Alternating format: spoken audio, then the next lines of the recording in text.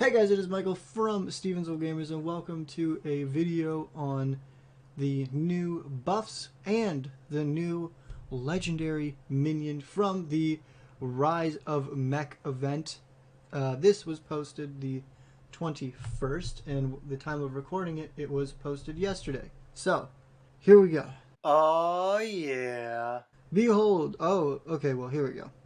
Blastmaster Boom is headed back to the drawing board to upgrade his arsenal and perfect some of his pet projects. Check out what's coming in the tavern during the Rise of the Mech event, including a brand new legendary mech Snip Snap. Also, we have the first buffs ever, but we're going to go ahead and get to that soon. So, behold your new mechanical overlord. Log in to the Rise of Mech event. No, get out. Stop. Why does it do that? Rise of Mech event, but anytime between June 3rd and July 1st, and earn a golden copy of the new neutral legendary mech Snip Snap. Crash his clawed clunker into another mech and build a behemoth of a bot, and then do it again. Snip Snap is a 3-mana 2/3 mech legendary minion, magnetic and echo, death rattle summon 2 1/1 microbots. This card is absolutely fantastic. Like everybody has already said, 3-mana echo, you can play 3 of these on turn 9 to build a board. When they die, they make an even more sticky board because you have more 1/1s that your opponent has to deal with. This is super good in token decks, and I will be trying it in my token druid deck. Or you can put this into a mech hunter deck, death rattle mech hunter, which is already probably a very good deck with the new nerfs. With the new buffs. You can put that into that deck, making even more mechs for you to magnetize, spider bombs too, or just have this attached to a bunch of Zilliaxes. This card is so versatile, so good, and I absolutely love it. Its art is cool as well. You can get this off of Delivery Drone. You can get this off of Omega Assemblies, both in the Warrior class, which are very mech heavy right now. This card is just fantastic, and it'll see play in probably mech decks, Hunter and Paladin and Warrior, and it'll probably see play in token decks because it just makes a super sticky board, which is absolutely what you want. Maybe in token shaman, or not shaman, maybe in token druid, and maybe a little bit in shaman. I say shaman because of bloodlust, basically. Adjust this a little bit, sorry. So, Snip Snap is fantastic. Make sure you log in during the in between June 3rd and July 1st. Unfortunately, I cannot get Ben's opinion because Ben is in Cincinnati still. He did not come home with me. But unfortunately, I'm sure Ben would love Snip Snap as well. If you don't know who Ben is, make sure to go watch some of the Rostacon's Rumble and Rise of Shadow cards reviews that I have done. So miss the event. You can craft him for the usual 1600 dust. Important note, Snip Snap will be considered part of the Boomsday Project and will rotate with the Boomsday Project set. Note, however, Snip Snap will not drop from the Boomsday Project card packs, only obtained through the Rise. Okay, so basically he is considered part of the Boomsday Project, so when Boomsday Project rotates, Snip Snap will rotate as well, but you cannot get Snip Snap from Boomsday packs. You can only get it by logging in and getting it for free or crafting it with 1600 dust. That is an important note, so make sure you guys do that. Next, we are talking about some card changes. The Twisted Tinkering Blastmaster Boom has been pretty busy in his lab cooking up some buffs to the new, from 2 cards from every, it's 2 cards from every class. These changes are permanent, and the cards will keep their updated stats after the Boomsday Project rotates out of standard next year. For some context and insight into why we're updating these cards, here is a comment from the design team. For this update, we decided to take 2 cards from the Boomsday Project from each class and give them a slight power boost. We think that all the cards we chose can lead to fun and interesting experiences, and our aim for these changes is to encourage you to think differently about how you can how you can build current decks. We're hoping that some of these cards will see consistent play in the current rotation and even inspire completely new decks without having lasting negative impact on their respective classes. If the goal of the balance update is to address metagame outliers, then the goal of something like the Rise to Mech update is to inspire some fun new ideas. We look forward to hearing your feedback. Let's start. Gloop Sprayer, from 8 down to 7 mana. It's still a super greedy value card. It is still super slow, and it still may not see play. I predict that this card will not see play still, and that's kind of unfortunate because I like this card. This card was cool. Next, we have Mulch Muncher. By the way, these are the Druid cards, if you couldn't figure that out. These are the Druid's cards. Mulch Muncher is from 10 mana down to 9 mana, and I am very happy about this because I run a lot of Tree Ants in my token deck, and if I can get a ton of Tree Ants to die in my token deck, then, and I can easily get 9 Tree Ants to die, let me tell you that. Easily get 9 Tree Ants to die. Mulch Muncher is the issue with Mulch Muncher is if you draw, it's a dead card. Having a dead card in a token deck is going to be really shitty. So if you draw Mulch Muncher before a turn that you can really play it, it's going to feel really bad. You're not running Dream Petal Florist in your token decks as well, so you can't really minimize the Mulch Muncher's effect, or you can't reduce the cost of the Mulch Muncher with the Dream Petal Florist, because most decks, token decks in Druid, do not run Dream Petal Florist, so I do not think the Gloop Sprayer or Mulch Muncher will see any new play unless, of course, people are going to see that there are buffs and they are going to try to do it. Try to make these cards work now that there are buffs to them, but ultimately I think Gloop Sprayer is still too slow and way too greedy, and just having one more Tree Ant die I do not think is going to make Mulch Muncher playable either. To Hunter now. Necro Mechanic is from 5 mana down to 4 mana, and this is a huge deal in my opinion. 5 mana just seemed too much for this card. There's so much stuff that you can do on turn 5 that is super valuable, that is super up there. If you're running a Death Rattle mech deck like you would with Necro Mechanic, on turn 5 you would want to be coining out you would want to be coining out the Scrap Whelp, or whatever it's called, the 6 mana 2/2 that turns into a 7/7 upon Death Rattle. You would be wanting to coin him out, or you would be wanting to play a Ziliax on turn 5. There's just so much stuff competing at the turn 5 slot, even in Hunter, that this card just didn't see any play whatsoever. And now that it's down to 4 mana, not a whole lot of things are competing for that 4 mana spot. Because it's a mech Death Rattle Hunter, and Ursatron is turn 3, Spider Bomb is turn 3, you want to have a strong turn 4 follow-up being Necro Mechanic. Now, also another point is a 3/6 body on a 4 mana card is way better than a 3 mana or a 3/6 5 mana card. So I think the stat line is going to be even more relevant at 4 mana. It's going to survive. You have Spider Bombs and Ursatrons at turn 3. Necro Mechanical on turn 4.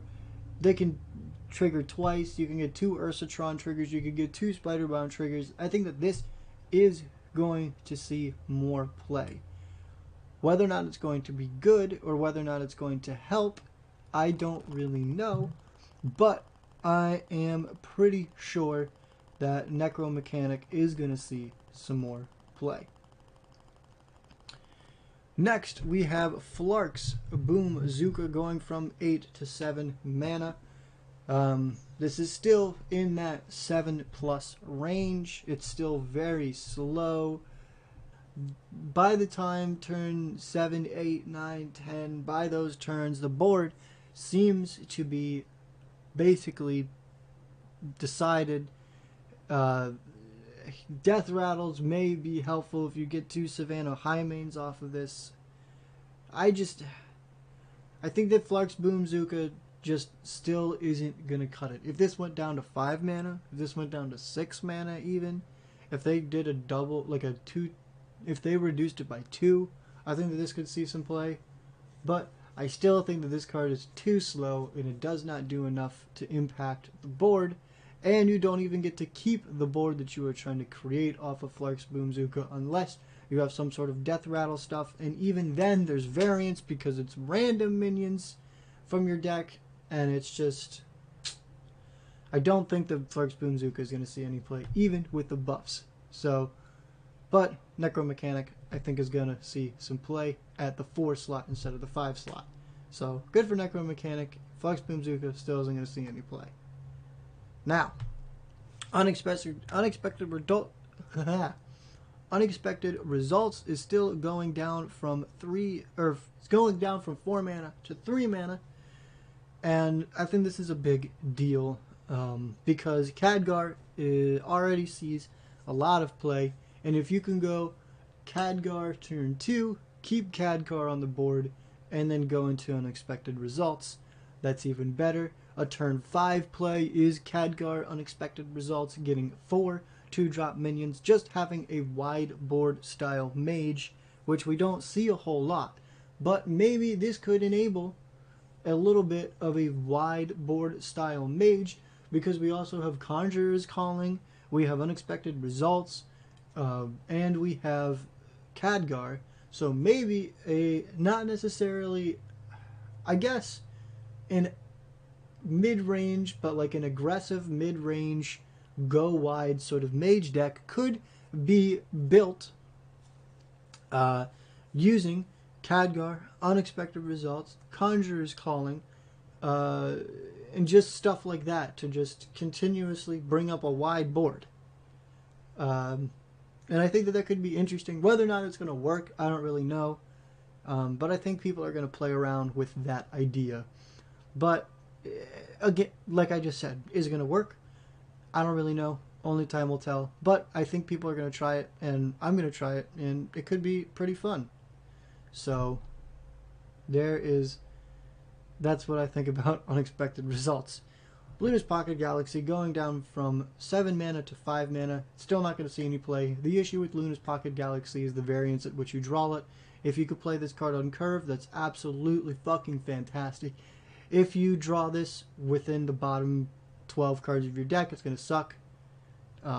Luna's Pocket Galaxy is not bad because of its mana cost. Luna's Pocket Galaxy is bad because the variance at which you draw it. It is not consistent, and you have to build a whole bunch of stuff that is worth bringing down to 1 mana. And usually when you want to bring something down to 1 mana, I would say it's 4 or above. Other people would say 5 or above. So if you have dead turns, if you have a dead early game in this meta right now, you are going to die. Luna's Pocket Galaxy, you could draw on turn 4 and play turn 5. You can draw this on turn 7 and play this turn 7 or turn 8. Or you could draw this turn 13 and you only have 12 cards in your deck left, or 10 cards in your deck left, or maybe even less than that because you're playing Arcane Intellect, because that's just a good card. And Luna's Pocket Galaxy is not going to see play. It is still bad because of the variance at which you will draw it. Will you draw it in your opening hand, or will it be the last card in your deck, or anywhere in between? And when stuff affects your deck and it is not consistently going to be in your hand to affect your deck, it's not going to be good. And they will never make this consistently able to draw in your first hand or anything like that, like the quests, because we already saw they already Hall of Famed Baku and Gen, and they were the start of the game effects. So something like this will never be good because of the variance at which you draw cards. The only time where I could see this being fun and where this could be cool is when you have a dungeon run deck or something like Dungeon Run, like the new Dollar Run Heist mode, and you get this off of that. Even then, your deck is bigger, you have more cards to go through, and it's even more variants, but you could potentially draw this when you have 20 cards left instead of 12, or that could be fun, and it's also not competitive, so Dollar Run Heist mode, Dungeon Run modes are supposed to be fun, and that's why I would pick Luna's Pocket Galaxy and that could be cool and fun for 5 mana in a Dollar Run Heist or Dungeon Run, or whatever, the Monster Hunt, that's what it's called. But in a constructed competitive play, Luna's Pocket Galaxy will never see play, and I've already explained it, and I've spent way too much time on this card. We are moving to Paladin Crystallology, going from 2 to 1 mana, cutting the mana cost in half. Will it still be played? It'll still be played. It's already seeing play. Crystallology. Are they trying to make this the new Divine Favor because they feel bad about rotating Divine Favor? I don't know. But Crystallology will still be played. You get 2 mana worth of cards for 1 card and 1 mana. This is just even more valuable. It's even better. Crystallology was already seeing play. I don't see why they would need to buff this, but they did, and it'll still see... It saw fringe play, I should say. It did not see a whole lot of play, but it did see fringe play. And it will continue to see fringe play. So, that's interesting. And that's all I have to say about that, because it's still going to see play. Glowstone Technician going from 6 mana to 5 mana. Still not going to see play. Buff decks are not super relevant. Dragon Paladin was one of the things that I thought that we could do a buff Dragon Paladin, or a hand buff Dragon Paladin. That didn't turn out to be good. Dragon Paladin isn't even good. The only Paladin that's left in Standard right now is Mech Paladin, which is pretty decent, but still not really running the ladder like Warrior, Hunter, and Rogue right now. But still not going to see play. It's still too slow. Buffeted cards are a thing of the past. It's not good anymore, which sucks, but you know, kind of sucks, but it's not going to see play. Because Buffeted, this does not have a deck for this to go into, and that reduction is not going to see anything else. That reduction is not going to do anything. So, that sucks, but that's the reality of it. Buffeted, just play Buffeted in the wild if you want to play Buffeted. We're on to Priest. Extra arms going from 3 to 2 mana. I am assuming that the more arms that you get off of extra arms will also be costed too. This could see play, maybe. I don't know. The priest decks that are working are Divine Spirit Interfire, Res Priests, and a couple Silence Priests, and I don't think extra arms is run in any of those. Not saying that it couldn't be run in those decks now, but the 2 mana slot seems to be pretty competitive in Priest right now. Not as competitive as it was in the past, but you still have a lot. Maybe you don't have a lot of good 2-drops in Divine. Actually, I take that back. I don't think there's too many good 2-drops in Priest. So maybe extra arms could fill a 2-drop slot. I don't play Priest. I do not play Priest a whole lot, and whenever I play against a Priest, it's always just a Res Priest or a Divine Spirit Interfire Res Priest, and no longer any Wall Priests because the Spellstone's rotated, but none of those decks want extra arms, so I don't think it's going to see any play still in the competitive scene. Cloning Device, 2 mana down to 1 mana. The only reason why this is even noteworthy is because Miracle Auctioneer situations. If there's a way to get off a Mechathune in Priest, which I believe there is, I don't know if there still is, because I think the card that made that work rotated, unfortunately. But basically, Cloning Devices could be a 1 mana spell that that you could play to get another card from Auctioneer because it's cheap. It's not going to see play just because it's cloning devices, because you're relying too much on your opponent's deck, and you might as well just play cards that help your objective and not try to build a deck priest, because those generally don't work most of the time. Just having your own objective and playing cards that help your own objective is going to be better. So if there's some sort of miracle auctioneer situation, then cloning devices will see play as a 1-mana spell, but not as a cloning devices. So I don't think that cloning devices is going to see any play. Still, big surprise. Moving on to Rogue, Pogo Hopper. From 2 mana down to 1 mana. This isn't that big of a deal. The reason why Pogo Hopper doesn't really work is because you have to have the survivability of a... you have to have the survivability, and Rogue doesn't really have very good survivability right now, except for Witchwood Apple Bombs and Deranged Doctors to try to get some health back and stuff like that. Only the neutral minion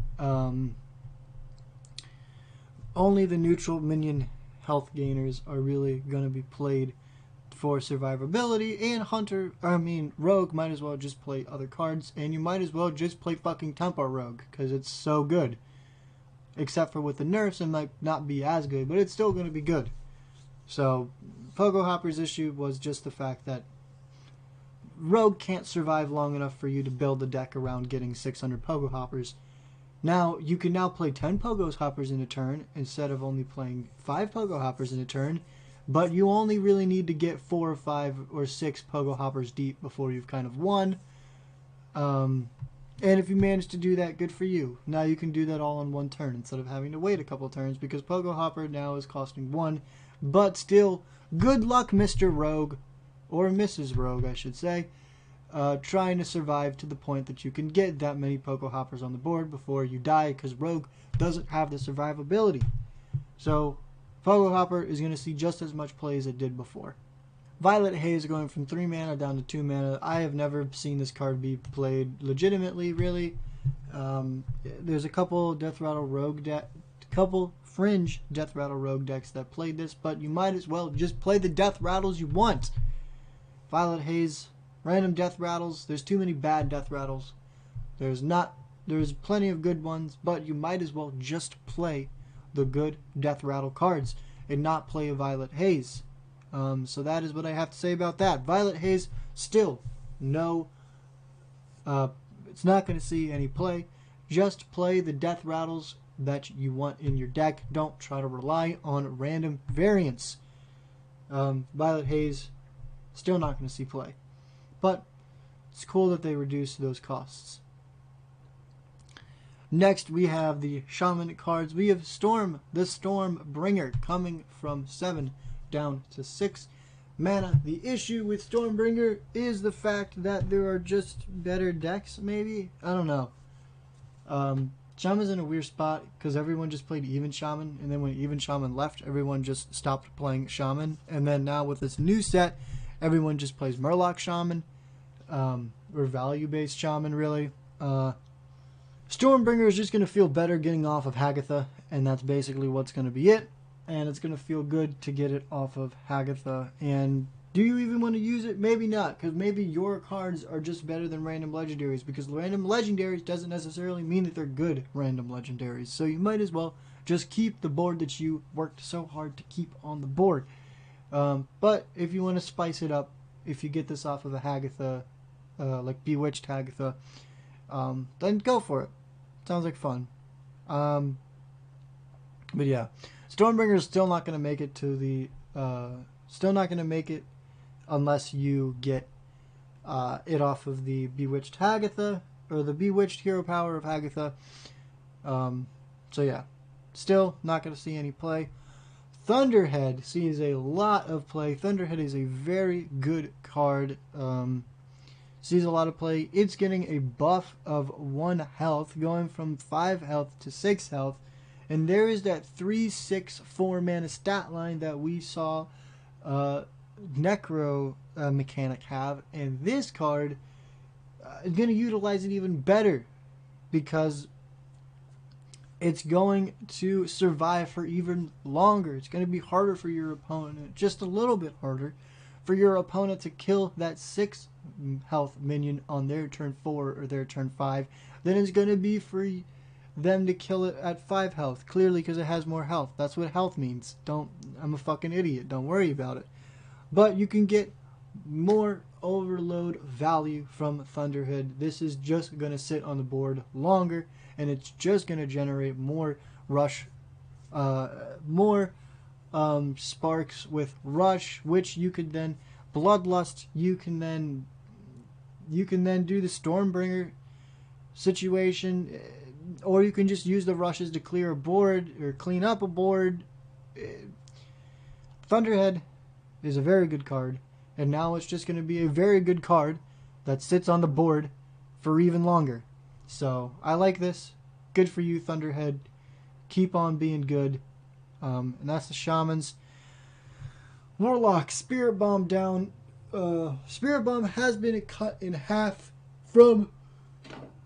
oh boy, sorry. I'm going to have to edit some of these stuff. Spirit Bomb going from 2 mana down to 1 mana, cut in half. Spirit Bomb, still not going to see play. Dealing 4 damage to a minion and your hero. 4 damage is not crazy for a... 4 damage is not crazy for a Warlock to regenerate, as we clearly know and love. They can survive for a long time. Their survivability is the opposite of Rogue. They have great survivability. But you might as well just run the 1 mana card that discards your card. What's it called? But it can go face. I can't remember what it's called. The Zulocks are running it right now, and it is able to go face to do more face damage to push that extra 4 damage face and win the game instead of dealing with a minion in a Zulock style deck. Spirit Bomb, still not going to see any play because we have that 1 mana spell. What is it called?